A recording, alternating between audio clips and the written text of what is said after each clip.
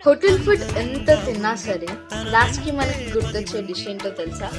మన ఇంట్లో చేసే టొమాటో పప్పు.